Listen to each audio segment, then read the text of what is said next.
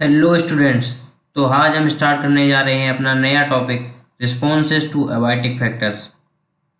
और पिछले लेक्चर में हम लोग एबायोटिक फैक्टर्स के बारे में डिस्कस कर चुके हैं बहुत ही अच्छे तरीके से। और अब हमें यहाँ पढ़ना है कि कोई भी ऑर्गेनिज्म या प्लांट किस तरीके से रिस्पॉन्ड करता है इन एबायोटिक फैक्टर्स को। तो चलिए हम स्टार्ट करते हैं अपना आज का topic responses to abiotic factors. तो बेसिकली इस लेक्चर में हमें यही पढ़ना है कि कोई भी ऑर्गेनिज्म किस तरीके से चेंजिंग एनवायरनमेंट को या एबायोटिक फैक्टर्स को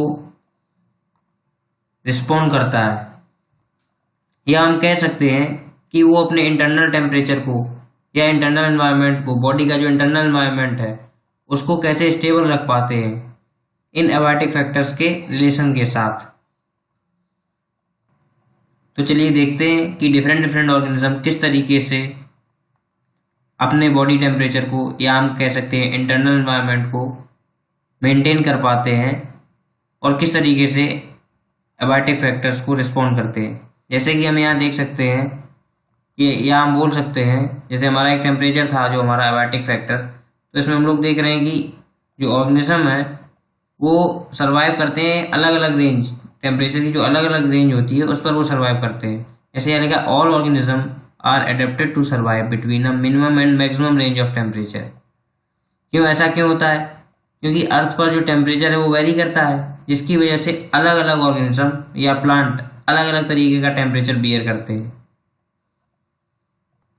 और कुछ ऑर्गेनिज्म तो ऐसे भी होते हैं जिनका बॉडी टेम्परेचर फ्लक्चुएट करता है एनवायरमेंटल कंडीशंस के हिसाब से। मीन्स हम बोल सकते हैं बाहर का टेम्परेचर चेंज हुआ तो उनका इंटरनल टेम्परेचर भी चेंज हो जाएगा। तो इस तरीके से ये रिस्पॉन्ड करते हैं, वही सब यहाँ पर हमें पढ़ना है।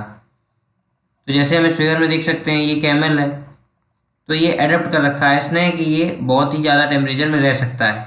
वहीं एक हमारा पोलर बियर है तो ये कोल्ड प्लेस में रहेगा, तो इसने वो एनवायरनमेंट को एडेप्ट कर रखा है। अब अगर हम इस पोलर बियर को इस ज़्यादा टेम्परेचर वाली जगह पर लाएंगे तो ये सर्वाइव नहीं कर पाएगा। मीन्स तो हम कह सकते हैं कि ये इस एनवायरनमेंट को रिस्पॉन्ड नहीं कर पाएगा क्योंकि इसका एक अलग ही एनवायरनमेंट है जिसको इसने अडॉप्ट कर रखा है। तो चलिए हम देखते हैं कि किस तरीके से ये टेम्परेचर मेंटेन रख पाते हैं। जैसे ये पोलर बियर है तो यहाँ ये स्नो में किस तरीके से अपना टेम्परेचर मेंटेन किए हुए है, ऐसी कौन सी प्रोसेस है जिसकी वजह से ये यहाँ सर्वाइव कर पा रहा है।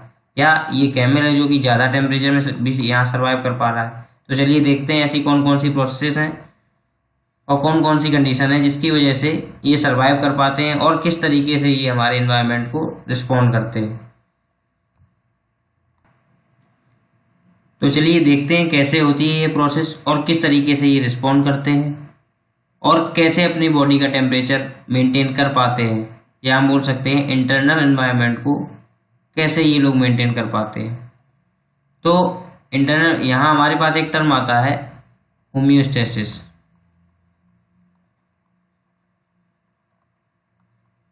होम्योस्टेसिस।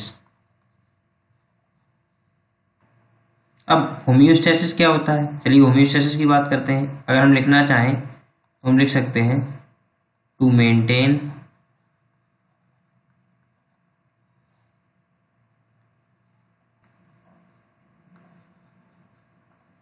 कांस्टेंट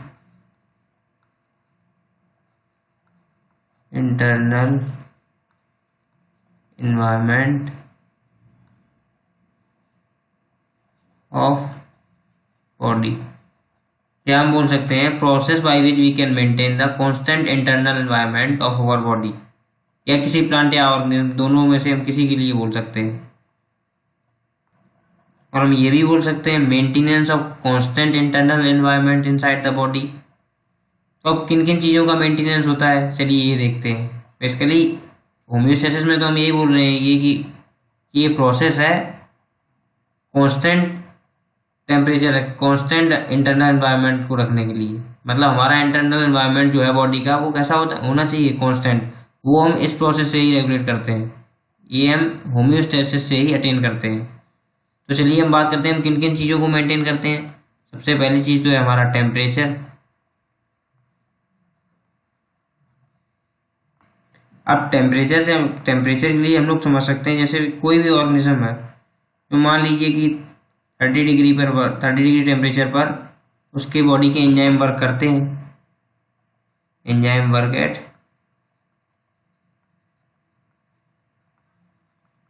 अब इतने टेम्परेचर पर उसकी बॉडी के एंजाइम वर्क करते हैं, लेकिन अगर उसकी बॉडी का टेम्परेचर इससे कम है, मान लीजिए 20 है, तो उसके एंजाइम वर्क नहीं कर पाएंगे।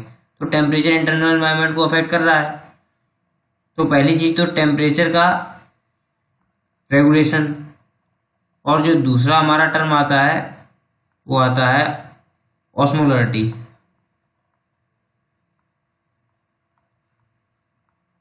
या हम बोल सकते हैं osmo regulation.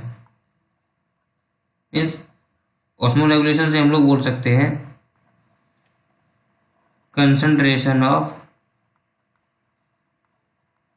Body fluids. Means जो हमारे बॉडी फ्लूइड्स हैं, जैसे ब्लड हुआ, लिम्फ हुआ, इनकी भी कंसंट्रेशन को कैसे मेंटेन किया जाए। तो होम्योस्टेसिस में हम लोग यही देखते हैं कि टेम्परेचर और ऑस्मो रेगुलेशन किस तरीके से मेंटेन किया जाए। तो हम लोग एक इसकी अच्छी सी डेफिनेशन लिख सकते हैं।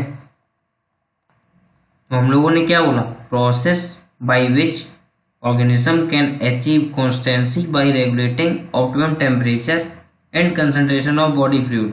मतलब कि कोई भी ऑर्गेनिज्म किस तरीके से अपनी बॉडी का टेम्परेचर को रेगुलेट कर सकता है और बॉडी फ्लूइड की कंसंट्रेशन को किस तरीके से रेगुलेट करता है। तो इसी प्रोसेस को हम लोग कहते हैं होम्योस्टेसिस। इस कांस्टेंट इंटरनल एनवायरनमेंट को कैसे वो मेंटेन कर पाता है, किन किन चीज़ों पर उसको रेगुलेशन करना पड़ता है। रेगुलेशन से मतलब हमारा thermo regulation and osmo regulation. Means temperature किस तरीके से वो मेंटेन कर पाता है और जो उसके अंदर के फ्लूइड्स हैं, ऑस्मोटिक कंसंट्रेशन है, उसको कैसे मेंटेन कर पाता है। तो इसी प्रोसेस को हम लोग कहते हैं होम्योस्टेसिस। और इन सब चीज़ों को हम लोगों को स्टेबल रखना इसलिए ज़रूरी है क्योंकि अगर हम लोग स्टेबल नहीं रख पाएंगे तो हमारी बॉडी में कुछ फिजियोलॉजिकल चेंजेस आ जाएंगे जो कि बहुत डेंजरस होंगे बॉडी के लिए। अब हमारे कुछ ऑर्गेनिज्म होते हैं जो कि मेंटेन कर लेते हैं बॉडी टेम्परेचर को, या इंटरनल एनवायरनमेंट को हम लोग बोल सकते हैं एक्सटर्नल फैक्टर के अकॉर्डिंग मेंटेन कर लेते हैं, और कुछ होते हैं हमारे जो मेंटेन नहीं कर पाते हैं। तो चलिए हम लोग देखते हैं ऐसे कौन कौन से ऑर्गेनिज्म है जो अपने इंटरनल एनवायरनमेंट को मेंटेन रख पाते हैं या कांस्टेंट रख पाते हैं या नहीं रख पाते। चलिए देखते हैं कि कैसे लिविंग ऑर्गेनिज्म इन सारी स्ट्रेसफुल कंडीशंस को फेस करता है और किस तरीके से अपना बिहेवियर शो करता है। तो बेसिकली इस लेक्चर में हम लोग दो तरीके के ऑर्गेनिज्म की बात करेंगे। कौन कौन से? Those who maintain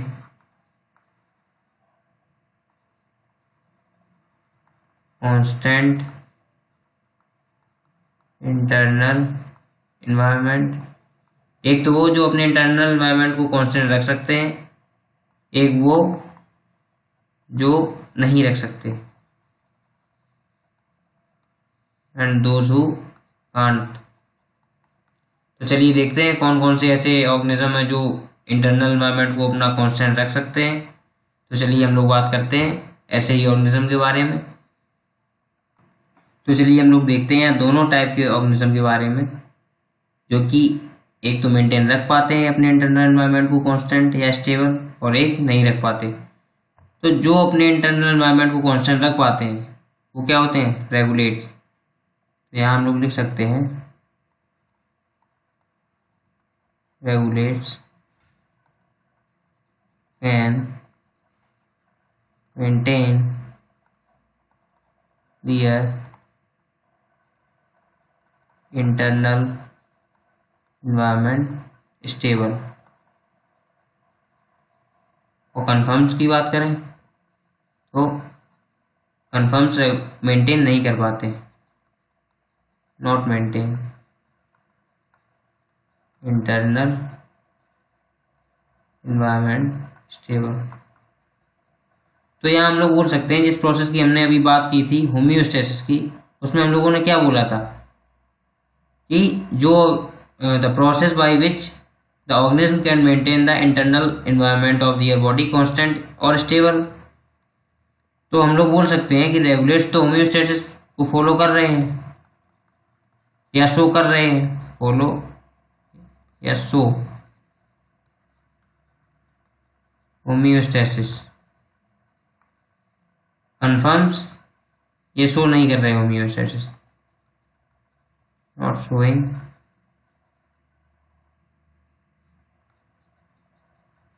homeostasis. ठीक है, जैसे कि बहुत अच्छा फिगर है हमारे पास रेगुलेट्स का, तो यहाँ हम लोग समझ सकते हैं, अगर हम लोग रेगुलेट्स की एग्जांपल की बात करें तो ह्यूमन और बर्ड्स हैं हमारी, ऑल बर्ड्स, ये तो हमारे एग्जांपल हो गए रेगुलेट्स के। क्यों? क्योंकि ये अपने इंटरनल एनवायरनमेंट को कांस्टेंट रखने में सक्सेसफुल रहे हैं। या हम लोग बोल सकते हैं the mechanism of thermoregulation and osmoregulation for maintaining their homeostasis, मतलब इनके पास ये मैकेनिज्म है थर्मोरेगुलेशन और ऑस्मोरेगुलेशन को मेंटेन करने के लिए, अपनी होम्योस्टेसिस मेंटेन करने के लिए। ये अपने टेम्परेचर को, बॉडी टेम्परेचर को, बॉडी फ्लूइड कंसंट्रेशन को स्टेबल रख पाए। वहीं अगर हम लोगों ने जब कन्फर्म की बात की थी तो ये अपने बॉडी टेम्परेचर को या ऑस्मोटिक कंसंट्रेशन को स्टेबल नहीं रख पाए। तो ये तो हमारे एग्जांपल हो गए ह्यूमन के। यहाँ देख लीजिए, हम लोग फिगर से समझ सकते हैं कि अगर बाहर एनवायरनमेंट में चेंज होगा तो ये अपनी बॉडी पर कोई फर्क नहीं पड़ने देंगे, ये अपने इंटरनल एनवायरनमेंट को स्टेबल रखेंगे। वहीं अगर हम लोग कन्फर्म की बात करें तो यहाँ हम लोग बोलते हैं जैसे जैसे एनवायरनमेंट में चेंज होता जाएगा वैसे ही ये भी चेंजमेंट शो करेंगे। वहीं रेगुलेट एक्सटर्नल एनवायरनमेंट के अकॉर्डिंग अपने आप को चेंज नहीं करते हैं और कंफर्म चेंज कर देते हैं। चलिए, तो पहले हम लोग रेगुलेट्स की बात करते हैं। रेगुलेट्स में हम लोगों ने दो टर्म बोले, thermo regulation and osmo regulation. तो थर्मो रेगुलेशन में हम क्या बात करेंगे? थर्मो रेगुलेशन में हम लोग बात करेंगे टेम्परेचर की। तो अगर हम लोग टेम्परेचर मेंटेनेंस की बात बहुत ही सिंपल और इजी तरीके से समझना चाहें तो हम एग्जांपल ले सकते हैं ह्यूमन बीइंग का। तो अगर ह्यूमन बीइंग के एक नॉर्मल टेम्परेचर की बात करें हम लोग, या कांस्टेंट बॉडी टेम्परेचर की बात करें तो वो 37 डिग्री सेल्सियस होता है। तो अब यहाँ मेंटेनेंस की बात हम लोगों ने की थी, तो चलिए हम लोग देखते हैं कि ह्यूमन बीइंग इतना टेम्परेचर कैसे मेंटेन रख पाते हैं, हमेशा एक कांस्टेंट टेम्परेचर कैसे मेंटेन रख पाते हैं। तो हम चलिए देखते हैं कि वो क्या रीजन है जिनकी वजह से ह्यूमन बॉडी टेम्परेचर स्टेबल रहता है। जैसे आप लोगों ने गर्मियों में देखा होगा, जो हमारा आउटर एनवायरनमेंट होता है वो बहुत ज़्यादा गर्म होता है, टेम्परेचर बहुत ज़्यादा होता है, टेम्परेचर ऑफ एनवायरनमेंट होता है बहुत ज़्यादा होता है। तो और ह्यूमन बॉडी टेम्परेचर है 37 डिग्री। तो अब ये कैसे स्टेबल रख पाएगा? तो हमारी बॉडी में क्या होता है, पसीना आता है, स्वेटिंग होती है। तो स्वेटिंग की वजह से क्या होता है, एवापोरेशन होता है, तो उससे बॉडी को कूलिंग मिलती है। तो हमारा जो बॉडी टेम्परेचर फिर से वही 37 डिग्री तक पहुंच जाता है। तो आउटर एनवायरनमेंट का कोई फर्क पड़ा? नहीं पड़ा। और अगर हम लोग विंटर्स की बात करें, विंटर की बात करें तो विंटर में क्या है, हमारा जो आउटर एनवायरनमेंट है वो बहुत ज़्यादा कैसा हो जाता है, ठंडा। तो विंटर में हम लोग क्या करते हैं, या नेचुरली हम लोग बात करें तो हमारी बॉडी क्या करती है, क्या शो करती है, शिवरिंग। क्या शो करती है, शिवरिंग। तो शिवरिंग करने से क्या होता है, हीट जनरेट होती है, हीट जनरेट होगी। तो अगर हीट जनरेट होगी तो क्या होगा, फिर से हमारा टेम्परेचर जो बाहर का टेम्परेचर था वो बहुत ज़्यादा ठंडा था और हमारी बॉडी ने हीट जनरेट की और अपने बॉडी टेम्परेचर फिर से कितना कर लिया, 37 डिग्री। तो यहाँ हम लोग क्या बोल रहे हैं कि फिर से वही टेम्परेचर मेंटेन कर लिया हमारी बॉडी ने। तो क्या थर्मो रेगुलेशन मतलब टेम्परेचर को स्टेबल रख पाने में हमारी बॉडी कैसी है, सक्सेसफुल है। तो इसीलिए जो टेम्परेचर को स्टेबल रख पाता है वो हमारे रेगुलेट्स में आते हैं, या हम लोग बोल सकते हैं जो होम्योस्टेसिस को मेंटेन कर सकते हैं वो हमारे रेगुलेट्स हैं, और जो नहीं कर सकते वो हमारे क्या है, कन्फर्म। और सर्दियों में हम लोग स्वेटर पहनते हैं, उससे भी हीट जनरेट होती है, कैप्स लगाते हैं। तो मीन्स हम लोग कह सकते हैं हीट जनरेट होती है, उससे हमारी बॉडी टेम्परेचर का टेम्परेचर फिर से स्टेबल हो जाता है। तो आउटर एनवायरनमेंट में भले ही कितना भी टेम्परेचर बना रहे, लेकिन हमारी बॉडी जो है ना फिर से वही टेम्परेचर अटेन करने में सक्सेसफुल रहती है। क्यों? क्योंकि उसके पास कुछ ऐसी फिजियोलॉजी है जिसकी वजह से वो ये सब करने में सफल हो पाती है।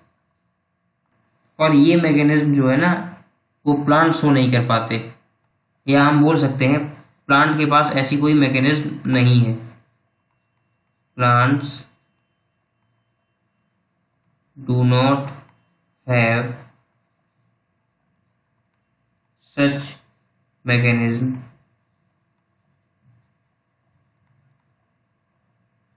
To maintain their internal temperature। तो प्लांट के पास कोई भी ऐसी मैकेनिज्म नहीं जिससे कि वो अपने इंटरनल एनवायरनमेंट को कांस्टेंट रख सके। इसीलिए जो हमारे प्लांट्स क्या है, ऑलमोस्ट ऑल द प्लांट्स क्या है हमारे, कन्फर्म है। इसके एग्जांपल में क्या है, प्लांट्स ऑलमोस्ट 99% एनिमल्स। तो यहाँ टेम्परेचर की भी हम लोगों ने बात कर ली, और ऑस्मो रेगुलेशन में हम लोग बोल सकते हैं जो बॉडी फ्लूइड की कंसंट्रेशन है उसको भी मेंटेन रेगुलेट्स आराम से कर लेते हैं। या हम लोग ह्यूमन बीइंग की बात करें तो कुछ ऐसी फिजियोलॉजी, ऐसा बिहेवियरल रिस्पॉन्सेस है तो ये इजिली ऑस्मोटिक कंसंट्रेशन को भी रेगुलेट कर लेते हैं। तो यहाँ हम लोगों ने क्या बोला, maintain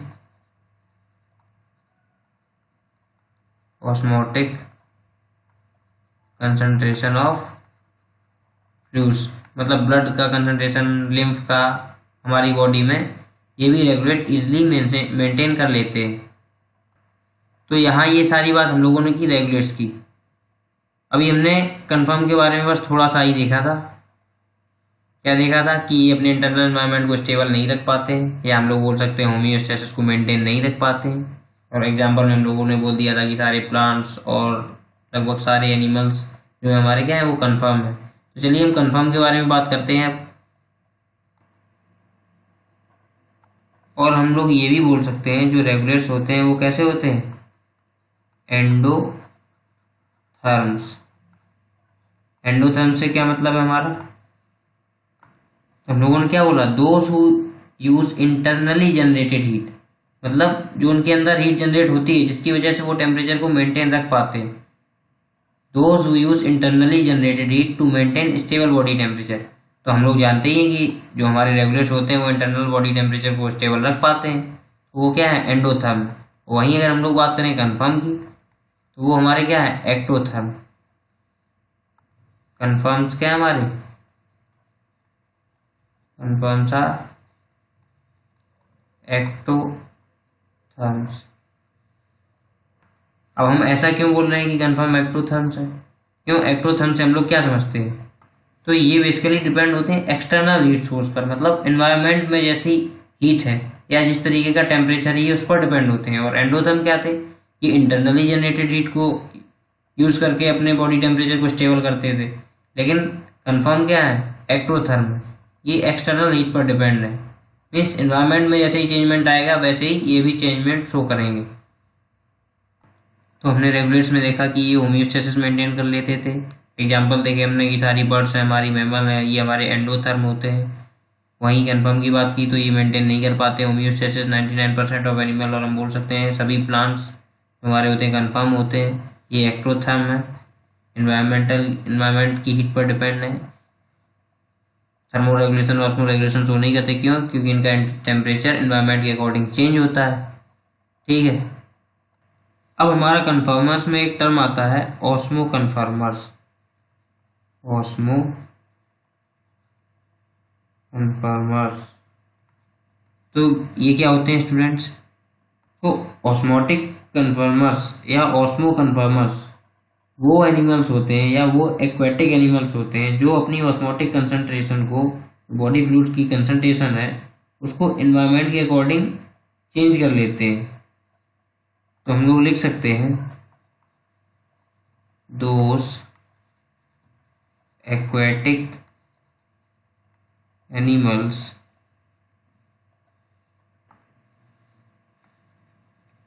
which can change the osmotic concentration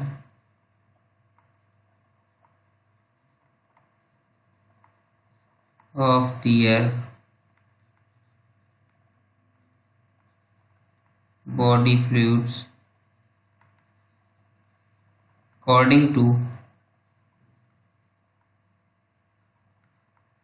environment। चलिए, तो ये बात तो हो गई हमारी ऑस्मो कन्फर्मर कि वो एक्वेटिक एनिमल्स जो अपनी ऑस्मोटिक कंसंट्रेशन को एनवायरनमेंट के अकॉर्डिंग चेंज कर लेते हैं।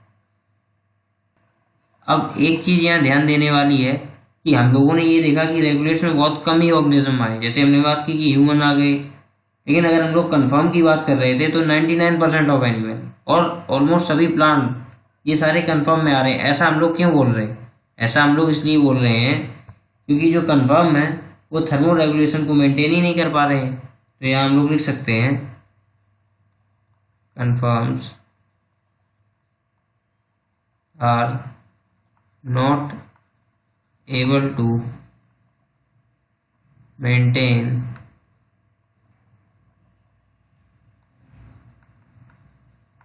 Thermo regulation process. ऐसा हम लोग क्यों बोल रहे हैं कि वो आखिर मेंटेन क्यों नहीं कर पा रहे थर्मो रेगुलेशन? ऐसा इसलिए भी हो सकता है क्योंकि थर्मो रेगुलेशन जो है वो एनर्जेटिकली कैसी है प्रोसेस? एक्सपेंसिव प्रोसेस है। एनर्जेटिकली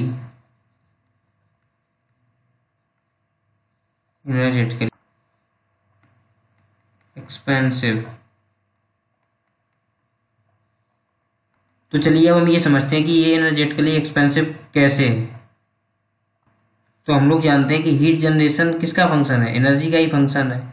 और हीट लॉस किसका फिनोमेना है? सरफेस का। तो चलिए पहले ये दोनों बात हम लोग नोट कर लेते हैं। क्या? तो चलिए ये दोनों बातें हम लोगों ने नोट कर ली कि heat loss is a phenomena of surface area, ये बात हम लोगों को पता ही है। और heat generation is a function of energy. और हमें ये भी पता है कि टेम्परेचर को मेंटेन करने के लिए क्या चाहिए? एनर्जी।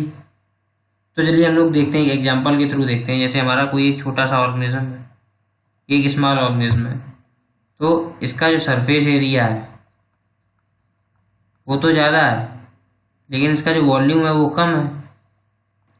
तो यहाँ हम लोग देख रहे हैं कि टोटल सरफेस एरिया का ही मैटर है। क्यों? क्योंकि वॉल्यूम कम है तो हीट लॉस यहाँ ज़्यादा हो रहा है क्योंकि सरफेस एरिया ज़्यादा है और वॉल्यूम कम है। तो यहाँ हम लोग विंटर कंडीशन की बात कर रहे हैं, विंटर की। तो अब अगर हीट लॉस ज़्यादा है तो हीट जनरेट भी करनी पड़ेगी, तो वो कुछ मेटाबॉलिक एक्टिविटीज़ करेंगे। हीट जनरेट करने के लिए मेटाबॉलिक एक्टिविटीज़ करेंगे। अब उनकी मेटाबॉलिक एक्टिविटीज़ उतनी ज़्यादा हो ही नहीं पाएंगी जितना उनका हीट लॉस हो जाएगा जितना। क्यों? ऐसा हम लोग क्यों बोल रहे हैं? क्योंकि उनका साइज कैसा है? साइज क्या है? कम है। और हीट लॉस जो है वो बहुत ज़्यादा है, हीट लॉस बहुत मैक्सिमम है। तो इस वजह से ये कंफर्म में आ जाते हैं, रेगुलेट्स में नहीं जा पाते। तो कुछ इसी तरीके का फिनोमेना हम लोगों को देखने में मिलता है।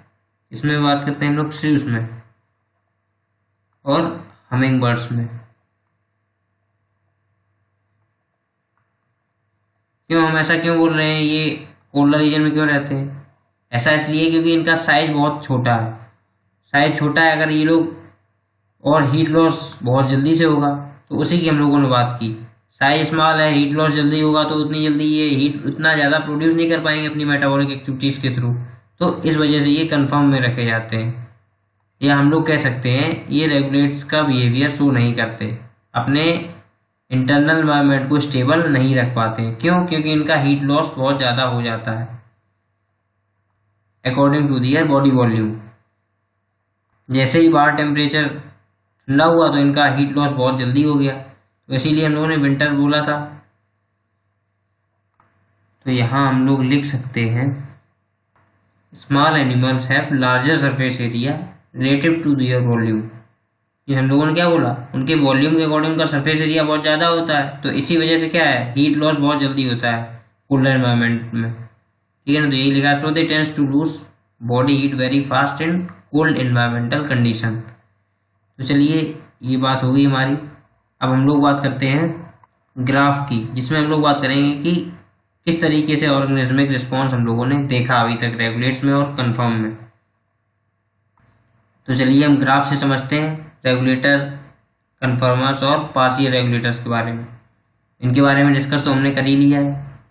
चलिए हम देखते हैं ग्राफ के अकॉर्डिंग कि क्या होता है। तो चलिए हम लोग सबसे पहले बात करते हैं रेगुलेटर्स की।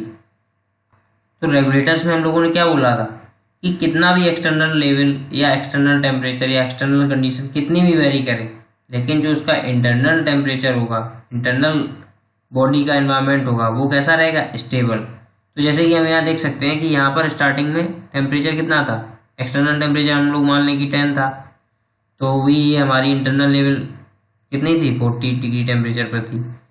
तो हम लोग एक्सटर्नल लेवल कितना भी बढ़ाएं, जैसे मान लीजिए हम यहाँ तक गए, लेकिन उसका इंटरनल लेवल कितना रहा, सेम, इंटरनल लेवल कांस्टेंट रहा। रेगुलेटर में क्या रहा, कांस्टेंट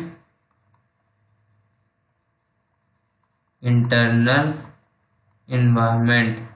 उसने क्या, कांस्टेंट इंटरनल एनवायरनमेंट को मेंटेन करके रखा, कोई चेंजमेंट नहीं आया। तो रेगुलेटर्स के लिए हम लोग बोल सकते हैं, तो रेगुलेटर्स के लिए हम लोग सिंपली बोल सकते हैं कि बाहर चाहे कुछ भी होता रहे, रेगुलेटर्स को कोई मतलब नहीं। मतलब ये हम लोग समझने के लिए बस ऐसी बात कर रहे हैं कि बाहर चाहे कितनी भी कंडीशन, चाहे जितनी गर्मी हो, चाहे जितनी सर्दी हो, लेकिन ये क्या है, अपने आप को स्टेबल रखेंगे, अपने इंटरनल एनवायरनमेंट को कैसा रखेंगे, स्टेबल।